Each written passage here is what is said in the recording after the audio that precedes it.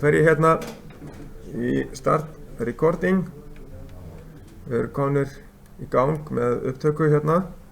Þar sem ég ætla að fara yfir svona atriði í skýrslunum sem eru stundum að klikka hjá mönnum en ekki alltaf. Og tek dæmi hérna frá einni lausn sem ég fekk til mín sem bara mjög góð. Fyrst þessi dagbók, hún sett annarkot bara hérna strax undir liðnum 1-2. Það má líka vera sérskjal eða aftast í verkefninu. Það alveg allt í góðu lagi með það. Og bara gott að við sjá hvernig þetta hefur gengið og hvernig menn leystu úr vandamálum. Það oft lærdómsríkt. Og síðan hérna með lýsinguna á þessum fyrsta lið voru ekki alveg allir með allt á hreinu því að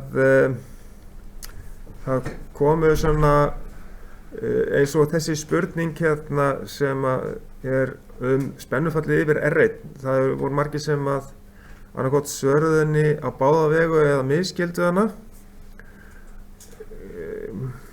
Eða eins og hérna sem ég hef gleymt að setja athugasemd við, að hér segir hvað spennufallið yfir R1 stórt þegar viðvörunarrofinn tengdur. Sem sagt, þá erum við að tala viðvörunarrofinn hérna og spennufallið hérna yfir R1. Það vantar hérna, komið öll myndin. Þegar viðvörunarrofinn tengdur, þá mælist öll spennugjafa spennan yfir þetta viðnám, R1. Það ekki? Það málið. Þetta ofta rugla fólk, hvernig þetta skilgreint, því að hér bara öll spennugjafa spennan sem fellur yfir þetta eina viðnám. Það þannig sem þetta hugsað. Og síðan náttúrulega þegar maður rýfur viðvörunarrofan þá náttúrulega fer spenna C1 hækkandi og við fáum strauminn í gegnum R1 og R2 og það lækkar og lækkar alltaf spennufallið yfir R1 eftir sem að þéttirinn fær á sig meiri spennu, meira þeirri spennu sem kemur frá spennugjafanum. Þegar að þéttirinn er nánast full hlaðinn þá getur vel verið að við mælum eitthvað pínulítið af leifum af spennu yfir R1 meðan að þéttirinn bara rétt að klára sína hleðslu og það getur svo sem verið að það sé svona 1,5 millivolt en það þegar að viðvörunarrofinn ekki í sambandi. Þannig að hér var smá misskilningur á ferðinni hérna í þessari skýrslu hér.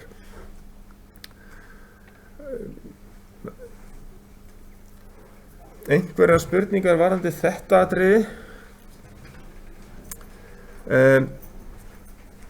Það lýstu held ég allir sem að svöruðu þessu auðvitað rétt hvernig að R2 það mótstað sem að hérna miklu stærri, hún 1 megaohm miklu stærri heldur en R1 og hún tefur mjög fyrir uppleiðslunni þannig við fáum hæfilega uppleiðslu á þéttinum. En síðan þegar við tengjum viðvörunarrofan aftur að þá fer straumurinn tilbaka þéttirinn tilbaka gegnum D1 hérna í gegn. Og það svöruðu því og lýstu því allir alveg hárrétt og allt í góðu lagi með það. Síðan næst hætta á þessu að menn rugli saman hérna emitter sem tengist í plus og kollektor sem hérna neðanverðu. Það var einhver hópur einhver tveir sem að settu emitterinn að ég held hérna fyrir neðan það sem að kollektorinn Passið ykkur að ruglast ekki að því að emitterinn alltaf það sem að örinn bendir hérna inn á PNP transistornum en þetta hefur verið ruglingur vegna þess að NPN transistorinn hann snýr á hinn veginn. Þess vegna hefur þessi ruglingur komist inn og menn hafa haldið að hér væri emitter en þetta þá kollektor. Þetta kom nú ekki svo mikið að sök en getur samt valdið vandamálum þegar menn eru að skilgreina til dæmis base emitter spennu því að hún alltaf frá emittetnum sem á PNP transistornum sem tengist í plus og niður á beisin. Þetta misskildum bara allavega þessi hópur. Þannig að þá tókum við mælingu frá kollektor og yfir á beis og það var náttúrulega með miklu hærri spenna, eðlilega séð. En passið ykkur bara á þessu. Og þegar að transistorinn í leiðinni, að þá náttúrulega þurfum við hvaða gildi hérna á útganginum EC1A. Lágt gildi, 0 volt. Já. Þannig að varst að snúa þessu óvart við því að þetta þannig að beisinn, hann þarf að ná sambandi hérna í gegnum R3 og hér niður í gegnum 2 transistorar sem inn í þessu hliði og niður í pinna 7 sem tengist í jörð. Þannig nær beisstraumurinn að renna hér sem opna fyrir transistorinn og þá fáum við díóðuna D2 til að lýsa. Einmitt þetta ruglast ekki á þessu að PNP transistorinn sem hérna á mörgum stöðum í vélgjörskerfinu, hann þarf lágt gildi inn á beis viðnámið. Sem sagt 0,7 volta lægri spennu á beis heldur en á emitter sem tengist í plus. Þetta aðalatriði sem þið þurfum að passa ykkur á. Síðan förum við bara í gegnum hérna sem sagt virknina í EC2 og þessi atriði sem í þessu skýrslu. En þið hafið svarað þessu nokkuð vel. En sem sagt að förum bara rétt yfir stöðuna hvernig hún breytist frá því að verða í lagi á þessari mynd hérna og þar til að við fáum bilun. Sem sagt þegar allt í lagi þá lágt gildi á innganginum hérna vinstra megin EC1A, það hátt gildi út og þess vegna engin spennumunur hér og þess vegna slökkt á díóðu 2, rauðu díóðunni. Og ef það hátt gildi hérna á inngangunum á EC1B átt að vera, að þá verður lágt gildi út á NAND hliðinu og þá leiðir T2 og græna díóðan lýsir. Þetta við stöðuna þegar allt í besta lagi. Þannig þetta þar til að við fáum bilunna, við rjúum hérna viðráðan, þá byrjar þéttirinn að hlaðast upp og þegar komið nægilega há spenna hérna sem að Smith-triggerinn skynjar að sé orðin yfir ákveðin mörk, að þá breytir hann stöðun út í lágt gildi. Og þá lýsir D2 en af því að kemur lágt gildi hér, þá kemur hár hér og þess vegna verður engin spennumunur á T2 svo að græna ljósdíóðan hættir að lýsa. En við þetta kemur spenna út af T1 sem kemur inn á EC2 sem breytir álupkviljandi merki í stuttan púls í svona snöggt merki hérna út fyrir næstu rás, fyrir minnisþáttinn sem á næstu rás hérna, tengið með 2 og við skulum skoða hérna, hér búið að lýsa vel hvernig NAND-hliðið virkar og það gekk ágætlega og síðan hérna hvernig þetta tengist hér við til dæmis grænu díóðuna og mælingarnar í kringum það vel útfærðar hér og við sjáum hérna náttúrulega á mælingunum að sem sagt þegar að við erum með þessa grænu díóðu inni þá hérna 16,5 millivolt, það lágt gildi á mælipunkti 3. Lágt gildi á mælipunkti 3, það þýðir hérna í myndinni lágt gildi á mælipunkti 3, það hér, að þá fáum við þennan beistraum hérna og kollektorstraum og þá lýsir díóðan. Þetta hjálpa okkur, þessar mælingar hjálpa okkur til að skilja og staðfesta það að við þurfum spennumun til þess að transistorinn geti leitt. 0,7 V spennumun milli emitter og base og restin af spennunni fellur svo yfir R4, sem sagt 5 V mínus 0,7, 4,3 V falla þá yfir R4. Þannig að hérna, það verður örugglega spurt eitthvað svoleiðis spennu skilning á prófi. Og hérna sem sagt þá þetta, það eru 12 mA í kollektorstraumnum þegar að transistorinn leiðandi, ljóstíðan lýsir, base straumurinn í gangi og mjög lág spenna milli kollektor og emitter og 0,72 base emitter spennan. Og þetta allt eðlilegt, mælingin í punkti 3 og 4. Í punkti 4 þá spennan þar, þetta rauninni spennan á basenum og hún 0,7 V spenna milli þá emitter og base. Þess vegna hún 4,17 V hér. Ok, og síðan sýnt hvar mælingar þau teknar. Þetta mjög vel gengið fram. Já. UBE, já. Þegar að græna emitt, hún sá slökkt og þá engin spennumunur vegna þess að spennan út háttgildi. Það sem sagt í punkti 3, það 4,9 V. Þá engin spennumunur milli base og emitter. Og þetta svona nánast 5 V spenna. Þetta mjög svipuð spenna hérna. Hún bara eitthvað aðeins rokka niður hérna í punkti 4. En þetta akkúrat baseinn, en þessi spenna hér útgangurinn á AC-rásinni sem kemur inn á base viðnámið. Þannig að það eðlilegt að U-base emitter sé 0 V.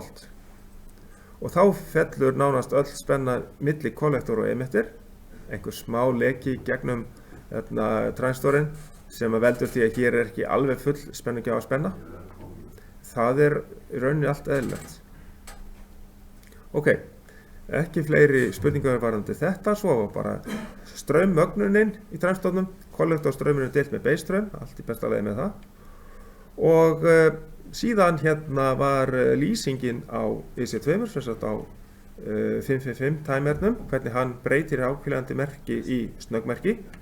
Og þessu var lýst mjög vel hérna. Við fáum spennu frá transistornum. Já. Já. Ég að skila verkefni eða. Já. Getur ekki bætt honum í hópinn? Jú, þú ættir að geta bætt honum í hóp. Við skoðum það bara. Það skila mest eign. Nú. Ég get ekki bætt honum í hóp. Þá hefur eitthvað breyst í innu kerfinu bara. Ég var að tjekka þessu. Já, við lögum það bara á eftir. Allt í lagi. Og sem sagt, við skulum sjá. Gjörðu svo vel. Við erum hérna. Já. Frá transistornum fáum við merki hérna inn á 8 og 4. Ég var með aðra teikningu af þessu inn á kennsluvefnum og það var hérna liður 2-3. Nei, býtum við. Nei, mynd af innri tengingum 555, það var þessi. Það sem að þá sýnt sem sagt hvar transistorinn tengist við 555 rásina. En þessi mynd hérna, hún kemur beint úr bókinni, það allt í góðu lagi með það. En hérna sem sagt sést þá hvernig að transistorinn T1 gefur samband frá kollektor inn á 555 rásina og það tengt saman punktur 8 og 4 og það hérna, þessi fjarki hérna og 8 tengt það sem R8 og þegar við fáum spennu hérna út frá T1-um þá fáum heildarspennu hérna yfir þennan, það skiptist spenna hérna á þessum spennudeili í 2/3, 1 og 1/3 yfir þessi viðnám og þéttirinn C3 byrjar að hlaðast upp í gegnum R7 og síðan eru tveir samanburðarþættir sem að gefa merki þegar að spennan er orðið jafn há. Fyrst fyrir samanburðarþátturinn hérna hægra megin, hann gefur merki inn á set á minnisþættinum til þess að kveikja á merkinu út þegar að spennan er orðin 1/3 af heildarspennunni og síðan heldur þéttirinn áfram að hlaðast upp og þegar að spennan er orðin 2/3 af heildarspennunni að þá gefur hann reset merki hérna inn á minnisþáttinn. Flesti svöruðu þessu mjög vel í verkefninu og enda er lýsingin til í rafeindatækni bók seinni hluta, þannig að þetta gekk ágætlega. Að gera bara hafa þessa virkni vel í huga og þannig að hann sem sagt breytir þannig merkinu frá bilun sem að getur verið stanslaust í gangi á meðan að bilunin varir og í stuttan púls svo við getum sett flautunni í gang þegar að næsta bilun kemur inn og þannig við séum ekki með ákveðlandi merki inn á flautu rásina. Svo að við höfum búin að kvitta út flautu og þá kemur aftur ein bilun í viðbótinn og þá er ekkert ákveðandi merki að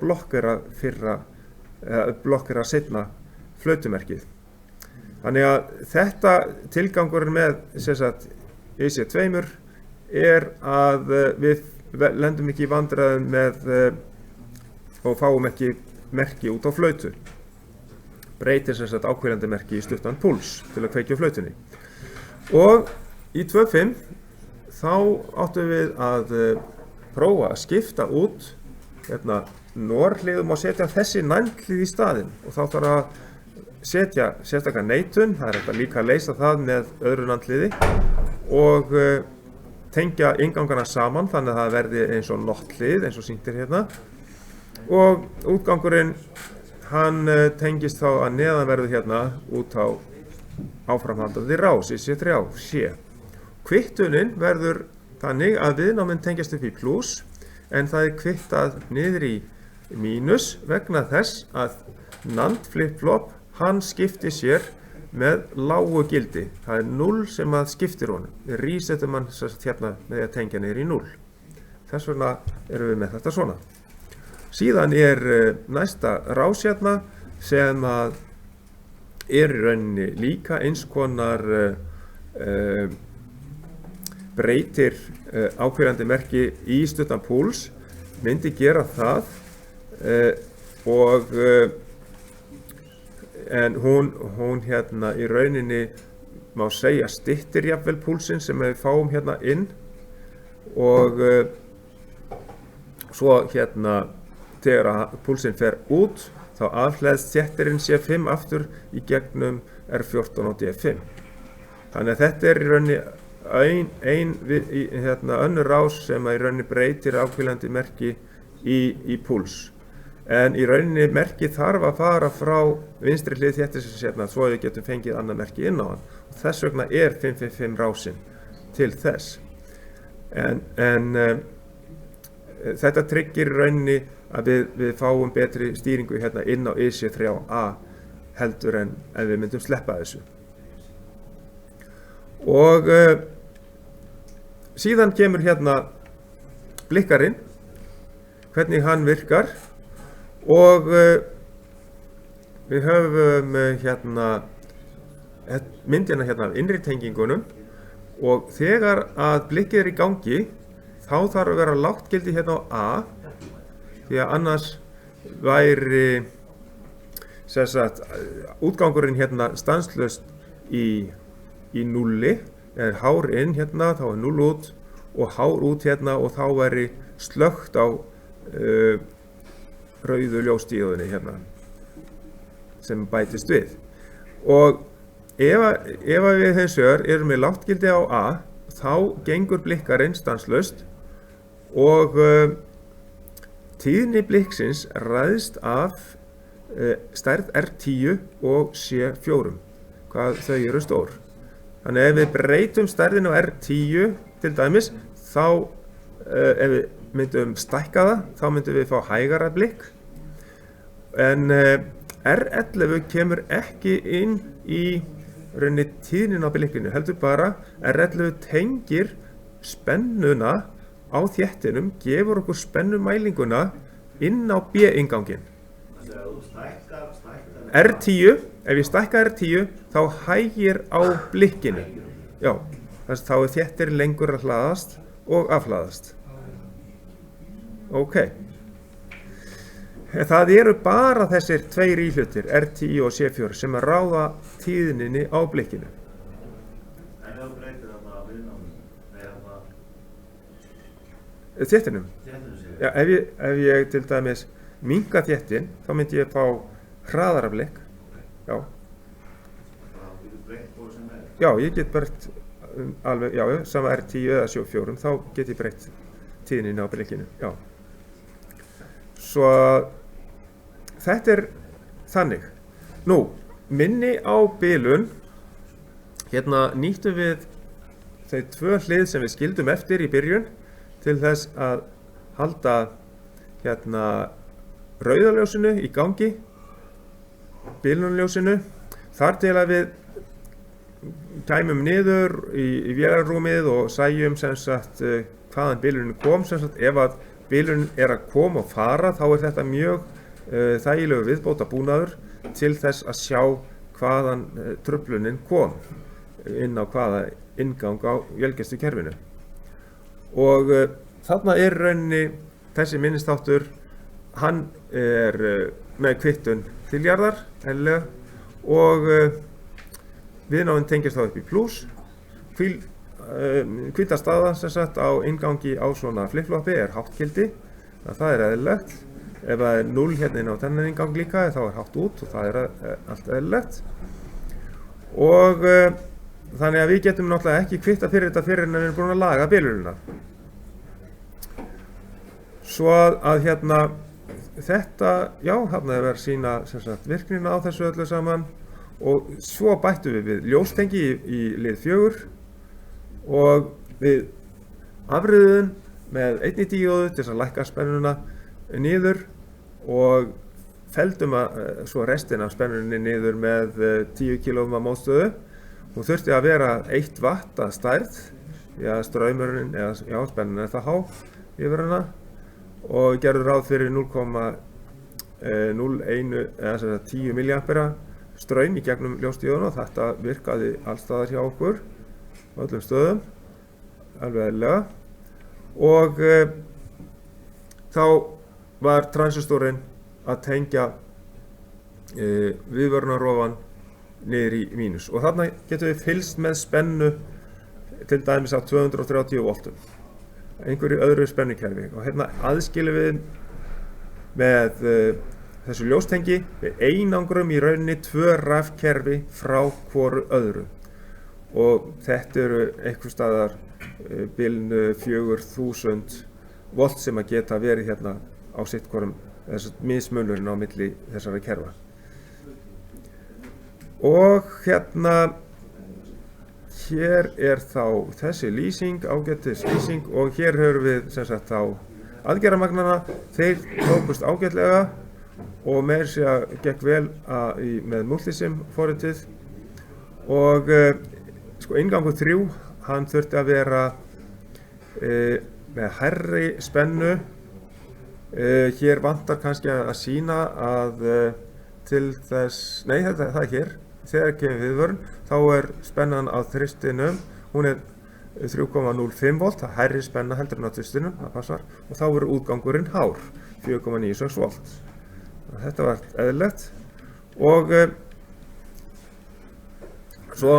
svo hérna var mögnun með þessari rás sýnd og hérna erum við að líka eftir ef við séum með hitarafaka tengdan inn á aðgerðarmagnara og við mögnum upp spennuna. Nú, svo getum við nýtt þá spennu sem við mögnum upp, útganginn frá aðgerðarmagnaranum inn á samanburðarrás til þess að sýna þegar að útgangurinn fer upp fyrir viðvörunarmörkin. Og hérna eru jafn stór viðnám, þannig að spennan hér inn á tvistinn er hálf spennugjafaspennan. Og þegar hún er komin yfir það 2,58 volt eða eitthvað slíkt, að þá náttúrulega verður hátt gildi út. Hérna var bara smá ruglingur í texta sem að ég hérna reyndi að leiðrétta af því að við erum að tala hérna hitaravakan og það leysist hérna seinna þar sem að hitaravakin, það er fjallað hitaravakan en ekki NTC mótstöðuna. Þannig að þetta var allt í góðu lagi. Nú, og flautan síðan var sett í viðbót og þá einangrum við aftur 230 volta kerfið frá 5 volta spennu kerfinu á vélgæslunni. Hér notum við þá PNP transistor í viðbót og 220 ohma mótstöðu inn á ljóstengið, inn á ljósdióðuna og base viðnámið 47 kilo ohm.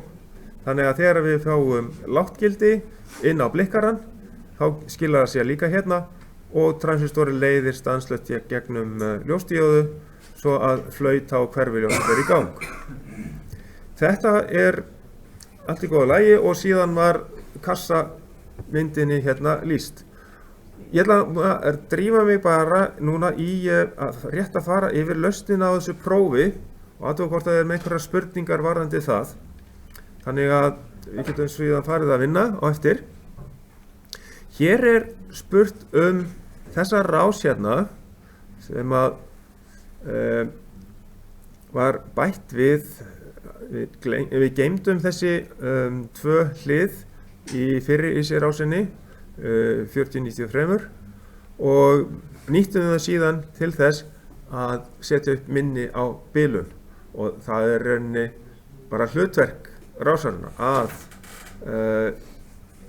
muna eftir að það kom inn bilun. Kemur rásina, það er teiknumynd? Rásin sem að kemur er rauninni bara tengimynd 1 og tengimynd 2 eins og þið fenguð í hérna skýrslunni. Það var teikna þetta? Nei, þið þurfið ekki að teikna þetta. Þessi mynd kom á prófinu og það var spurt hvað gerir þessi rás? Og þá var vísað í rásina sem að tengist þessu T1 sem sagt, inn á þennan T1 skiljiði, þannig að menn áttu að geta tengt þetta saman. Þannig að það kemur þá yfirleitt mynd, þið er ekki að þurfa að teikna upp nema kannski mestalega eitthvað í kringum ljóstengin hugsanlega. Ok, þannig að þetta var svona. Síðan er spurning hér sem að við erum eitthvað spennufall yfir R4 þegar að D3 lýsir og við erum að nota upplýsingarnar í töflunni sem að fylgir hérna með þessu dæmi til að finna spennufallið yfir R4 og D3 lýsir þessi hérna er í gangi og R4 þá gætum við skoða töfluna ef við erum ekki vissir til þess að átta okkur á því hvað er spennan í 4 og hvað er spennan í 3 og ef það er einhver spennu munur þarna á milli þá hljótum við bara að prófa að draga spennuna í punkti 3 frá spennunni í punkti 4 og það er spennu munurinn einfaldlega. Þannig að þessi spurning svona lítur í fyrstu út svolítið flókin en er í rauninni sára einföld því að við förum þá í mæli töfluna og skoðum hvað er spennan í 3. Aha, hún er 0,02 volt og í spennan í punkti 4 er 4,44 volt. Ok, þá drögum við þessa spennu frá og niðurstaðan er 4,42 volt, ekki satt? Sem að svarið sýnir hérna. Enda D3 þegar hún lýsir að þá er í lagi sko ástandið. Þá þurfum við að vera með það náttúrulega hreinu sko. Til þess að fara þá ekki í vitleysa línu hérna. En það gæti líka verið spurt, hvað er spennufall yfir þetta viðnám þegar að D3 er slökkt? Hverju myndi svara þá?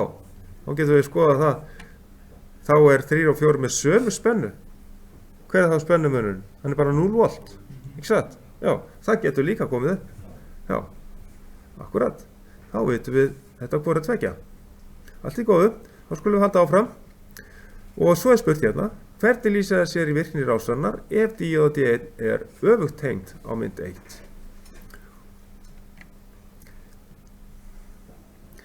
Já, við fengjum í rauninni enga töf eða sáralitla töf á uppleystu stéttisins í að við myndum fara fram hjá R2 með uppleystu strömmin. Hins vegar, þegar við myndum tengja, þegar viðvörunin kemur, en þegar við myndum tengja viðvörunina aftur, þegar búið að laga biluna, þá þyrftum við að bíða eftir því að þéttirinn myndi afhlaðast, ekki satt? Þá myndi þéttirinn afhlaðast í gegnum R2 ef að díóðan snýr öfugt. Hún er rétt svona. Hún er rétt svona, já. Akkurat. Þannig að þið geti borið þetta saman við náttúrulega tengimynd 1 sem er bara hérna rétt fyrir ofan. Díóðan er rétt svona. En svona mynd gæti komið með einhverjum svona spurningu hugsanlega. Ok. Það gæti líka verið að ef að díóðan væri rofin, hvað myndi þá gerast? Ef díóðan er rofin, hvað gerist þá með... Nei, rofin. Ef hún gefur ekki samband. Við skulum fara í gegnum það líka ef hún væri skamhlaupt. Já, rétt, góður punktur hjá þér. Allt í lagi. Ef hún væri rofin, ef hún væri bara ekki hérna í, þá fengjum við eðlilega, þegar það kæmi viðvörun, eða þegar að viðvörunarofinn myndi rjúfa hérna, þá myndi þéttirinn hlaðast upp í gegnum R1 og R2, bara eins og alltaf, eins og venjulega, allt í góðu lagi. En síðan, þegar að við gerum við, tengist hérna, að þá þyrftum við að bíða bara svolítið eftir í, að, þá þyrftum við að bíða eftir að geta kveikta til dæmis út rauðljósið, ekki satt? Já, þá myndi þéttirinn vera svolítið lengur að afhlaðast. Ok, en ef hún væri sem sagt skamhleypt, það getur svo alveg hent sig að hérna eitthvað hefði komið upp á og díóðan væri skamhleypt, hvað væri þá í gangi? Straumurinn fer hérna fram hjá R2 algjörlega, hratt í báðar áttir, alveg rétt. Það er nánast engin töf á. Og við fengjum allar truflanir inn sem að kæmi fyrir ef að við erum stutt hérna rjúfa, þá myndi þéttirinn bara vera mjög fljótur að hlaðast upp og svo myndi bara að hlaðast mjög hratt. Þetta væri skamhleypt. Akkurat, þá erum við búin að fara í gegnum alla þessa möguleika með þessa rás hér í byrjun. Svo er spurt hér. Það er hérna fjórða spurning, hvað áhrif hefur það á útgang EC1B ef að annar inngangur nandliðsins væri tengdur í 0 volt. Það er sýnt hérna á myndinni. Ekki samtengt milli hliðanna, eins og venjulega. Heldur ef að annar inngangurinn er tengdur til jarðar, eins og sýnt hérna á myndinni. Hvaða áhrif hefði þetta á útganginn hérna? EC1B. Ef að inngangurinn væri fast tengdur í mínus hérna, það væri alltaf, ef við myndum skoða sannleikatöflu nandlis, það væri alltaf hár út, hann væri fastur í háu, ekki satt? Já, hann væri fastur í háu. Hins vegar, ef að þessi hérna inngangur væri tengdur í plus 5 volt, hvað myndi þá vera í þessu? Hvað myndi þá myndi það breyta einhverju virkni rásarinnar? Væri það ekki fast í mínusinu? Nei.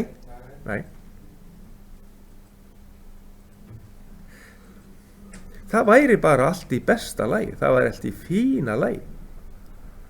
Já, en tengdur í... Pluss 5 volt. Ef að þessi inngangur væri ekki inn í mínus, heldur þessi inngangur væri tengdur í pluss 5 volt, þá væri bara allt í himna lagi. Báðir inngangar þurfa 5 volt.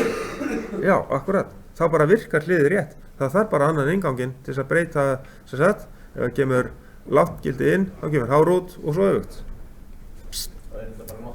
Þá er þetta bara notlið áfram. Hins vegar, ef að þessi inngangur væri ótengdur, svokallað fljótandi, hvað væri þá í gangi? Ef hann væri ótengdur, bara dottinn úr sambandi, kannski út af titringi eða einhverju, ef hann myndi dett úr sambandi þessi inngangur, hvaða vandamál væru við þá með? Já, en þá væri útgangurinn í einhverjir millistöðu, einhverja hálffljótandi spennugildi út, milli svona 2 volt og milli 2 og 3 volt, einhvers staðar þá því bili. Og við fengjum bara, já, við gætum kannski verið með eitthvað smá týru á D3, hugsanlega. Gefur hann ekki ráð á að þetta nú? Já, hann verður að vera til þess að fáum ákveðið gildi á útgangi, þá verðum við að hafa annarkot lágt eða hátt gildi alltaf á báðum inngöngum. Öruggt, lágt eða hátt gildi. Og fyrir ofan ákveðið gildi vegna þess að þetta er smittreikar eða fyrir neðan ákveðið gildi, sem sagt, út af smittreikarnum. Og í rauninni ekki. Það vantar eftir að það sé smittreikar eða ekki. Já, þetta er svipað þó að sé bara venjuleg rás sem er ekki með smittreikar. Það er bara fer þá yfir eitthvað mark en það er ekki svona munur að það þurfa að fara upp fyrir eitthvað eða niður fyrir. Heldur, það er bara eitthvað ákveðið gildi sem að rásinn virkar þá á ef það er ekki smittreikar. Já, en þannig að útgangurinn væri í rauninni bara alltaf í einhverju millistöðu. Og við vissum í rauninni, við vitum ekki svo nákvæmlega hvað, hvort það verður meira hár eða meira lár. Þannig að hugsanlega gæti orðið einhver smá týra á D3 eða bara ekki neitt. Þannig að það myndi aldrei breytast neitt hérna ef hann væri fljótandi eða sem sagt frátengdur, ótengdur, þessi inngangur. Ok, ef hann er búinn að fara yfir öll þessi 3 atriði, ef hann er fastur í lágugildi 0, þá verður útgangurinn fastur í hágildi.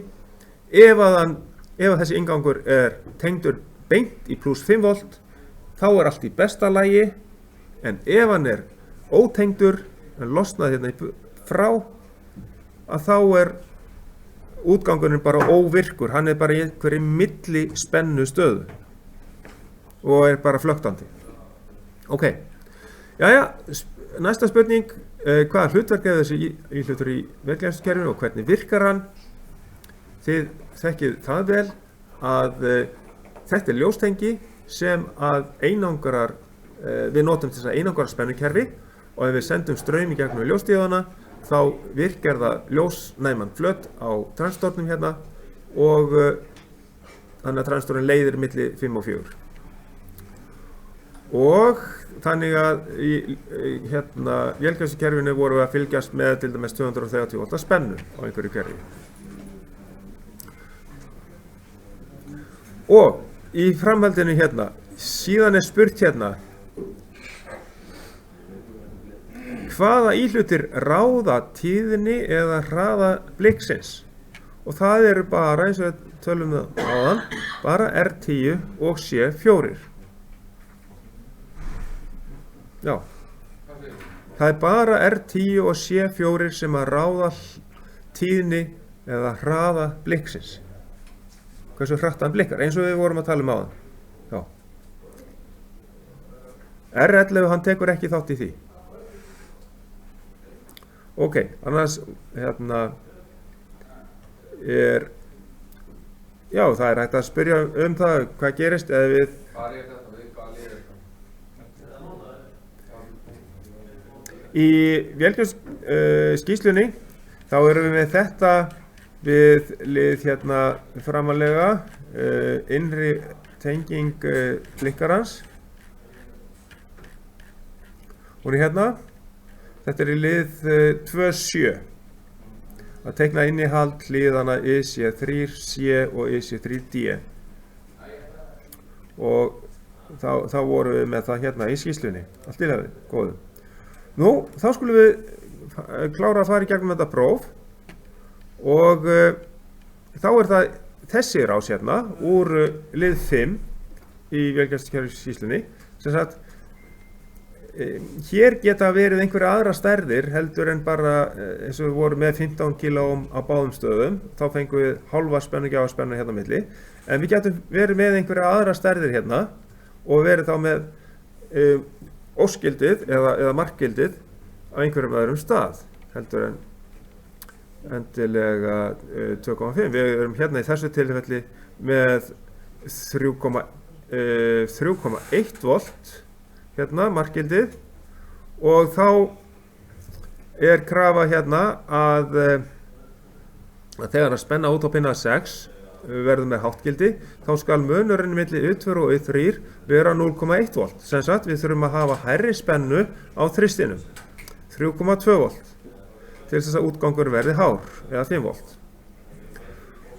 Og síðan sem sagt er þá hérna hjá ykkur útreikningur á því finnum sem sagt straumin í E2 með því að nota heildarspennuna og deila með heildarviðnáminu og notum þá straumin til þess að finna út spennuna yfir 17 kg á mótstöðuna sem er þá U2 hérna U2 straumurinn sinnum stærðviðnámsins spennan inn á 2 og þannig er þetta rakið hérna hvernig þið farið að þessu. Þið þurfum bara að æfa ykkur í þessum útreikningum til þess að finna hvað spennan er fyrst á U2 síðan er ágætt að skrifa þá strax hvað spennan þarf að vera hérna þegar er heitt hvað hún þarf að vera á U3 til þess að við fáum háttgildi út getum við sett þarna strax 0,1 volt hærra heldur en spennu á U2 við breytum því ekki og síðan náttúrulega að reikna út spennuna þegar er kalt á U3 raungildið og þá er það bara að finna fyrst út strauminn í 3 sem ég geti kallað hérna þegar tökum spenningjafarspennan deildum með heildarviðnáminu 14 kg pluss viðnámið í NTC-mótstöðinni þá fáum við hérna 29 kg og fáum strauminn margfölduð það sinnum 14 kg mótstöðuna og fáum það spennan hérna 2,4 volt. Hún er þá náttúrulega lægri eðlilega fyrst þegar það er kalt og síðan þarf hún að hitna og spennan verða 0,1 volt hærri heldur en á tvistinum til þess að við fáum hátt út og þá getum við reiknað út stærðina á NTC mótstöðinni hvað hún hefur minnkað mikið niður.